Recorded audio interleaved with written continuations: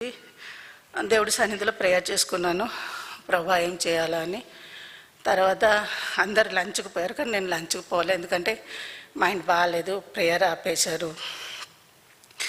So ఎవరు లేనప్పుడు వెళ్ళాను డాక్టర్ అనుపమ దగ్గరే. మేడం దగ్గర ఒకటి రిక్వెస్ట్ చేయవచ్చా అన్న, ఎందుకంటే వాళ్ళకి చిన్నప్పటి నుండి నాకు తెలుసు కాబట్టి వాళ్ళు నా మాట వింటారు. అంటే ఏంది అన్నారు, మేడం ఏది ఆపేసినా పర్వాలేదు కానీ ప్రేయర్ ఆపొద్దు, ప్రేయర్తోనే మనం ఏది చేసినా దేవుడు మనకు సహాయం చేస్తారు మేడం, మీరు ప్రేయర్ ఆపేస్తే నాకు చాలా బాధగా ఉంది మేడం అన్నాను. సరే మమతా, నేను మమ్మీతో డిస్కషన్ చేస్తాను, రేపు చెప్తాను అన్నారు. ఇంకా ఆ రోజు ఈవినింగ్ వచ్చి ఇంట్లో యాజ్ యూజువల్లీ తన కోసమే, కుటుంబం కోసం, అందరి కోసం ప్రేయర్ చేశాను. మార్నింగ్ వెళ్ళినాక మమ్మీ మీ అందరికీ కిందే వచ్చి ప్రేయర్ చేయమని చెప్పింది అని. ఆ కిందే వచ్చేసి హిందూ ప్రేయర్ ఉంటుంది. ఏంది ప్రభువా కిందికి వెళ్ళమంటున్నావు, సరే వెళ్తాను అని వెళ్ళాను.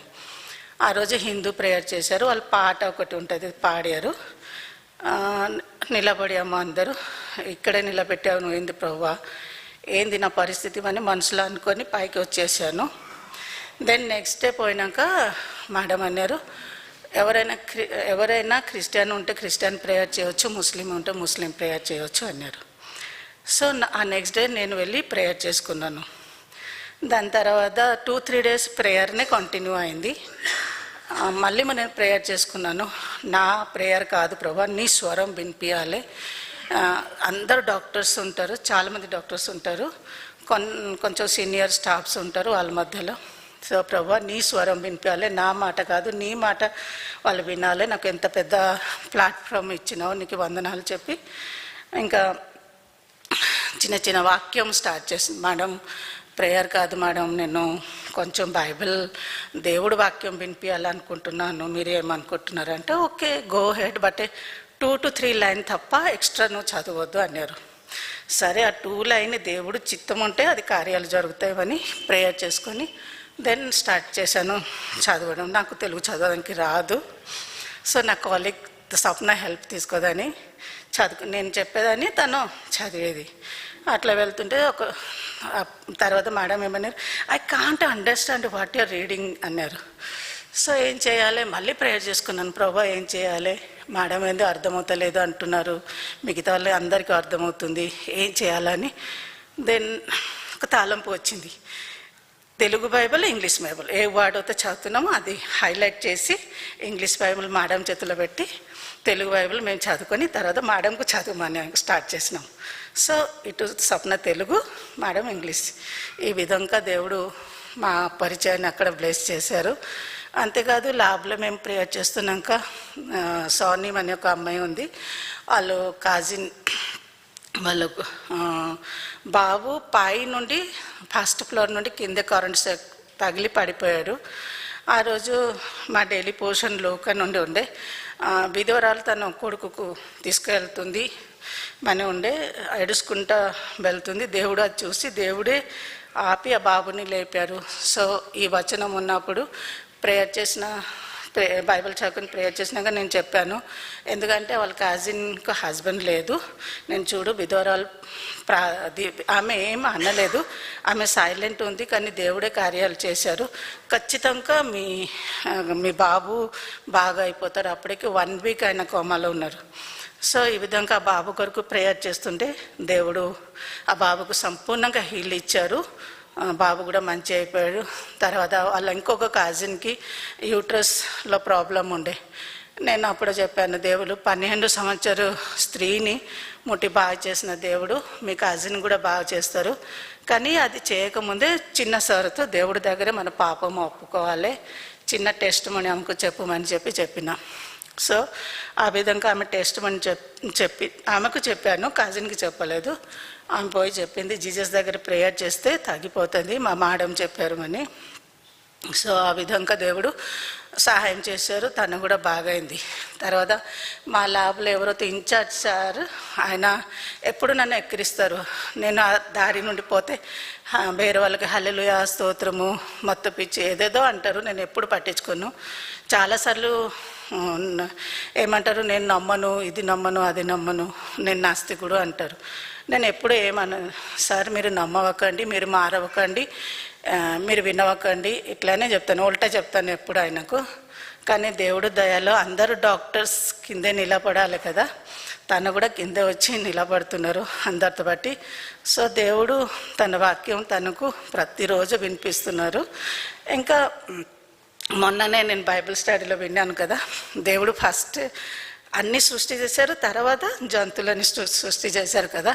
సో ఆయనకు ఒక టాపిక్ వచ్చేటప్పుడు ఆయననే వచ్చి నా దగ్గర మాట్లాడుతుంటే నేనన్నా, సార్ దేవుడు పక్షులకి జంతువులకి ఆహారం ముందే సృష్టి చేసి తర్వాత అది సృష్టి చేశారు, మా చర్చిలో చెప్పారు, తర్వాత మానవుడికి సృష్టి చేశారు కదా. దేవుడు ఏదైనా చేయగలుగుతారు, ఆయన తన నోటి మాటలతోనే సర్వ సృష్టికి సృష్టి చేశారు, ఆయన సమర్థుడు అని చెప్పాను. చెప్పినప్పుడు ఆయన నోరు తీసి ఒక 2 నిమిషం సైలెంట్గా ఉండిపోయారు. ఏ విధంగా దేవుడు సహాయం చేస్తున్నారు. ఇంకా సావిత్రి గురించి బాగా ప్రేయర్ చేస్తుంటే నాకు ఒక తలంపు వచ్చింది, ఈమెకు చదవడానికి రాదు కదా, ఏం చేయాలని. సో ఆమెకు ఒక ఫోన్ కొని ఆ ఫోన్లో బైబిల్ మొత్తం డౌన్లోడ్ చేసి తెలుగు ఆడియో బైబిల్. సో ప్రతిరోజు సావిత్రి నువ్వు ఇది ఓపెన్ చేసి ఒక అధ్యాయం విను, ప్రేయర్ చేయి, తర్వాత నీ పని స్టార్ట్ చేయమని. ఈ విధంగా దేవుడు సహాయం చేశారు. కుటుంబ విషయంలో కూడా ఎన్నో పరిస్థితి మధ్యలో కూడా దేవుడు ఎప్పుడు విడవలేదు. నాకు తెలుసు నా దేవుడు సమర్థుడు. పౌలు మహాశయ చెప్తారు కదా, మీరు ఎవరి చేతుల్లో ఉన్నారు, నేను ఎవరి చేతుల్లో పెట్టి ఉన్నాను, ఆయన సమర్థుడు, చివరి దినం వరకు కూడా ఆయన కాపాడుతారు.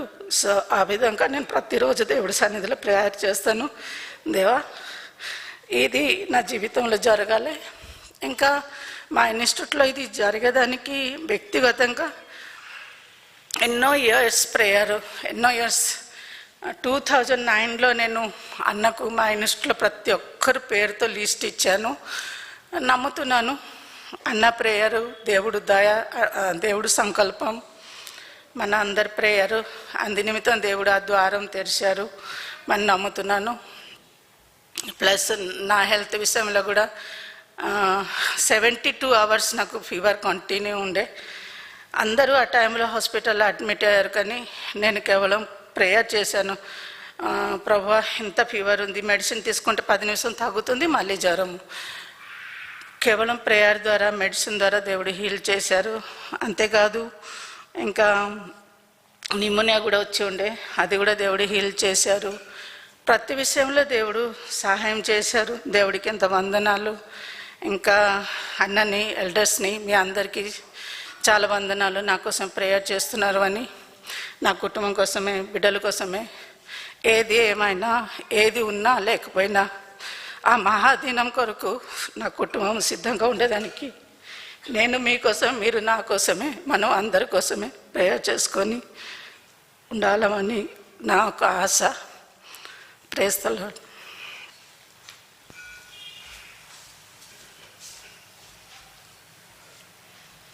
ప్రార్థన ఆలకించే దేవుడు, వాగ్దానం నెరవేర్చే దేవుడు, ఆదుకునే దేవుడు, దయచేసి అట్లా దేవుడు సాక్ష్యాన్ని దీవించుగా. ఇంకెవరన్నా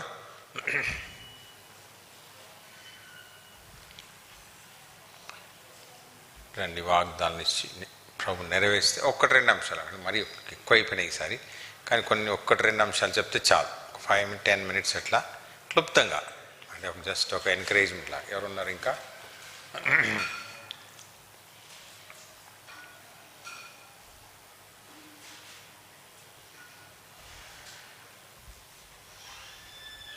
రండి. నెక్స్ట్ సిద్ధపడండి. ఎవరైనా రావాలంటే క్లుప్తంగా షేర్ చేసుకోవచ్చు, వేరే వాళ్ళ యొక్క ఎంకరేజ్మెంట్ గురించి, ప్రోత్సాహం గురించి దయచేసి.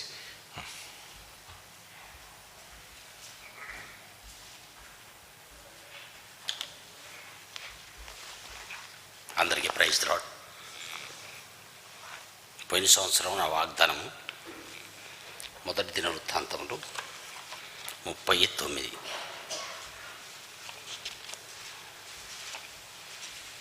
నేను చదువుతాను. మొదటి దినవృత్తాంతములు 39. మీ దేవుడైన యెహోవా కరుణా కటాక్షములు కలవాడు కనుక మీరు ఆయన వైపు తిరిగిన ఎడల ఆయన మీ యందు ప్రసన్నుడవును. నా కుటుంబ వాగ్దానం ద్వితీయోపస్కాండం మొదటి దినవృత్తాంతములు 30వ అధ్యాయం 9వ వచనం. రెండవ దినవృత్తాంతములు 39వ వచనం. నా కుటుంబ వాగ్దానం మత్తయి సువార్త 11వ అధ్యాయము 28వ వచనం. నేను చదువుతాను.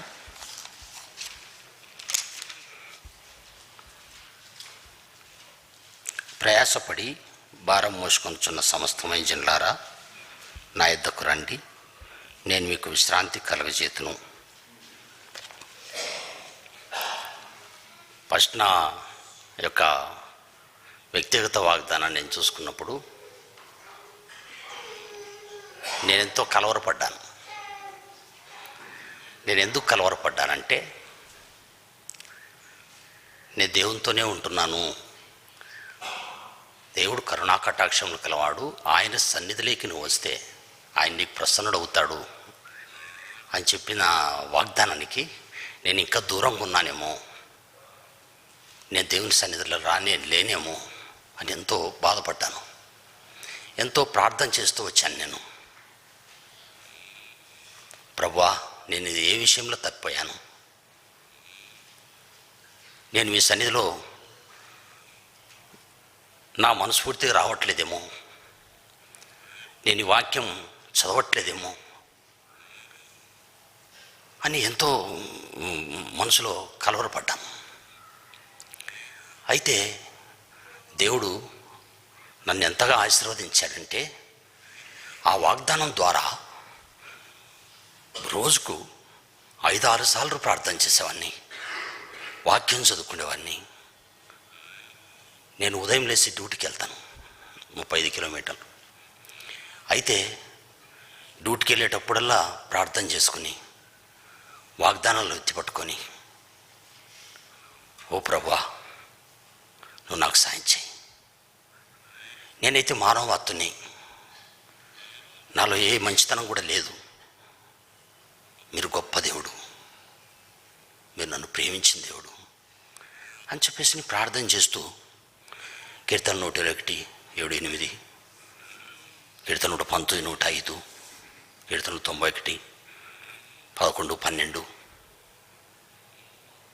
ఆదికాండము 28, 15, యెషయా గ్రంథము 41, 10, యెషయా గ్రంథం 27, 3 ఆ వాగ్దానాలన్నీ చేతపట్టుకొని ప్రార్థన చేస్తేవాడిని. నాకు ఇచ్చిన వాగ్దానం 2వ దినవృత్తాంతములు 39. అయితే ఆ వాగ్దానం ద్వారా నా దేవుడు నన్ను ఎంతో కాపాడాడు. పోయిన సంవత్సరం అంతట్లో ఎన్నో కష్టాలు వచ్చినాయి నా కుటుంబంలో, పిల్లల పక్షాన ఎన్నో కష్టాలు వచ్చినాయి. అయితే దేవుడు నన్ను సమకూరుస్తూ వచ్చాడు, నన్ను కాపాడుతూ వచ్చాడు. ప్రయాసపడి భారం మోయించిన సమస్తమైన జనులారా నా యొద్దకు రండి అన్నప్పుడు కూడా ఆ వాగ్దానం కూడా నాకు అట్లే అనిపించింది. అరే, నేను ఈ ప్రయాసంలోనే ఉన్నానేమో, నేను సన్నిధికి రాలేకపోతున్నానేమో ఆయన దగ్గరికి అని చెప్పేసి ఇంకా ఎక్కువ ప్రార్థన చేశాను. దేవుడు నన్ను ఎంతగానో కాపాడాడు, నా కుటుంబాన్ని కాపాడాడు, నా పిల్లల్ని కాపాడాడు, నా డ్యూటీ రీత్యా నన్ను కాపాడాడు. ఇంత చేసిన ఆ దేవుడు ఆయన వాగ్దానం నా ఇట్లా నెరవేర్చాడు. నాకు ఇంకా దేవుని భారం ఇచ్చాడు, దేవుని సన్నిధిలో నిలబడే భాగ్యం నాకు ఇచ్చాడు. ఎంత గొప్ప ధన్యత నాకు. ఈ సంవత్సరము కీర్తన గ్రంథం 25వ అధ్యాయము 15వ వచనం.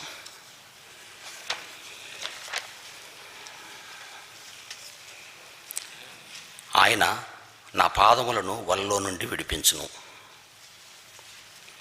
కుటుంబ వాగ్దానం ఎబ్రిల్ రాసిన పత్రిక 13:5.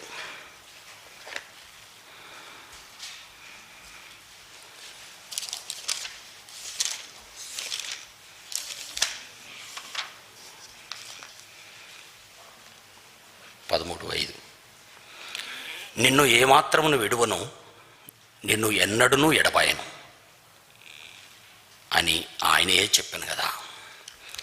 ఎంతో గొప్ప వాగ్దానం. మాకు ఈ సంవత్సరం ఎంతో గొప్ప వాగ్దానం ఇచ్చాడని చెప్పేసి ఎంతో సంతోషిస్తున్నాను. ఈ వాగ్దానాలని నాలో నెరవేరాలని నేను దేవుని సన్నిధిలో తప్పిపోకుండా నా కుటుంబం పక్షాన, నా పిల్లల పక్షాన ప్రార్థన చేయండి. ప్రశాంత్ కూడా దూరదేశంలో ఉంటున్నాడు. ఆయన కూడా కోడలు ప్రెగ్నెంట్, కూతురు కూడా 2వ కూతురు ప్రెగ్నెంట్. ప్రార్థన చేయండి మంచి ప్రసవం అయ్యేటట్లుగా. ఈ సంవత్సరం దేవుడు వాగ్దానం నెరవేర్చాలని దేవుడిని కోరుకుంటూ కొద్ది సమయాన్ని ముగిస్తున్నాను. Praise the lord.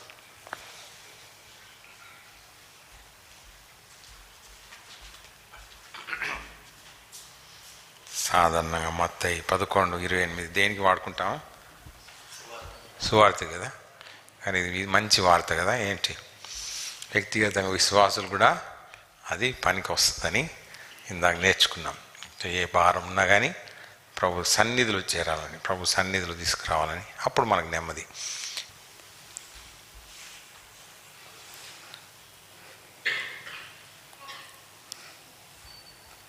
అందరికీ praise the Lord. Last year నా ప్రామిస్ ఇర్మియా 17:8 అనమాట. అదే వాడు జలముల యొద్ద నాటబడిన చెట్టు వలె ఉండును, దాని వేళ్ళు కాలువ ఎవరని దాని వేళ్ళు తన్ను, వెట్టగలిని దానికి భయపడదు, దాని ఆకు పచ్చగా ఉండును, వర్షం లేని సంవత్సరం చింతనుందదు, కాపు మానదు. అయితే వాడు జలముల యొద్ద అంటే వాడు ఎవరంటే ముందు వచనంలో ఉంది, యెహోవాను నమ్ముకున్న వాడు ధన్యుడు, యెహోవానికి ఆశ్రయముగా ఉండును. అయితే ఆ వాగ్దానము నాకు చాలా సంతోషం ఇస్తుంది. నేను లాస్ట్ ఇయర్, అంతకు ముందు ఇయర్ అంటే డిసెంబర్ ఆ టైంలో చాలా వీక్ అయిపోయాయి అనమాట. అంటే షుగర్ స్టార్ట్ అయింది. అప్పుడు విబిఎస్ ఆఫీస్లో వర్క్ చేయడానికి వచ్చేవాళ్ళం కదా. అసలు నడిచి రాలేకపోయింది. ఎంత అక్కడ దేవీనగర్ నుంచే కదా, నడిచి రాలేకపోయేదాన్ని. కాళ్ళు చాలా పెయిన్ వచ్చాయి.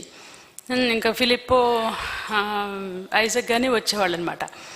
ఆ తర్వాత ఇంక ఈ ప్రామిస్ 23లో బాగా ప్రార్థన చేసుకుని, ప్రభా ఇట్లా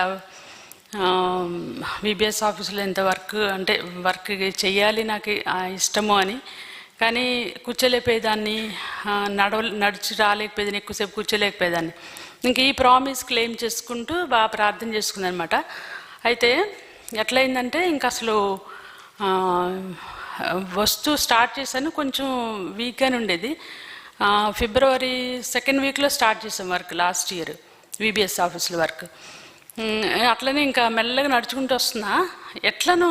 నాకు ఎట్లా అయిందో తెలీదు, నాకు తెలియకుండానే మంచి స్ట్రెంగ్త్, అంటే చాలా అంత వీక్గా అనిపించేది. నేను చక్కగా నడుచుకుంటూ వచ్చేసేదాన్ని. ఒక ఫిబ్రవరి మార్చ్ అయిపోయిన తర్వాత ఇంక ఏప్రిల్ ఆ టైంకి మంచిగా ఇంకా ఫిట్ అయిపోయాను అనమాట. చాలా వీక్నెస్ అంతా పోయి చక్కగా వచ్చేదాన్ని, మంచిగా వర్క్ చేసుకునేవాళ్ళం. అది ఒకటి. అంటే ఆ వాగ్దానం ఎత్తి ప్రేయర్ చేసేదాన్ని. ఇంకొకటి ఏంటంటే ఒక టైంలో అంటే మే అయిపోయింది, విబిఎస్ అయిపోయింది, జూలై ఆగస్ట్ ఆ టైంలో ఎందుకో తెలియదు, మార్నింగ్ లేవగానే అది ఒకలాంటి దిగులు అనమాట, భయము. ఏంటంటే ఎప్పుడు అమ్మో నాకు పిల్లలు లేరు, మళ్ళీ సరైన జాబ్ లేదు, అంటే మంచి శాలరీ అట్లా లేదు, ఇంకొకటి సొంత ఇల్లు లేదు అని ఒకలాంటి భయం వేసిపోయేది. ఉదయం లేవగానే దిగులు, ఎంత చాలా భయం వేస్తుంది అనమాట. ఎందుకు ఇట్లా ఉంటుంది సడన్గా, ఇట్లా ఎందుకు ఇంత భయపడుతున్నాను అనేసి ఇంకా మళ్ళీ ప్రామిస్ గుర్తొచ్చి బాగా ప్రేయర్ చేసుకుంటే కొన్ని రోజులకే ఆ దిగులంతా పోయింది. ఎక్కడ పోయిందో అస్సలు ఇంకా ఎంత హ్యాపీగా సంతోషంగా ఉండేదన్నమాట. అది ఆ వాగ్దానం అట్లా దేవుణ్ణి అంటే అదే యెహోవా నమ్ముకున్నవాడు ధన్యుడు, యెహోవానికి ఆశ్రయంగా ఉండు. కాబట్టి వాడు ఎలా ఉంటాడు? ఎప్పుడు పచ్చగా ఉంటాడు. వర్షం లేని సంవత్సరం చింతనందు కాపు మానదు. ఎంత నాకు సంతోషం ఆ వాక్యం. ఇప్పటికి ఇంక నేను ఎప్పటికీ నా లైఫ్ మొత్తం అది క్లెయిమ్ చేసుకుంటా ఉంటాను అనుకున్నా. అయితే ఈ ఇయర్ ప్రామిస్ కీర్తన 3:6 అనమాట. 10,000 మంది నీ మీద దండెత్తి వచ్చినను నీవు భయపడుకుందు. దానికి ముందు వచ్చును ఎందుకు భయపడమంటే యెహోవాయే నాకు ఆధారం, నేను పండుకొని నిద్రపోయి మేలుకొందును. ఇంకంతకంటే ఏం కావాలి? ఇంకా భయం అని అది ఈ ఇయర్ వాగ్దానం. Praise the lord.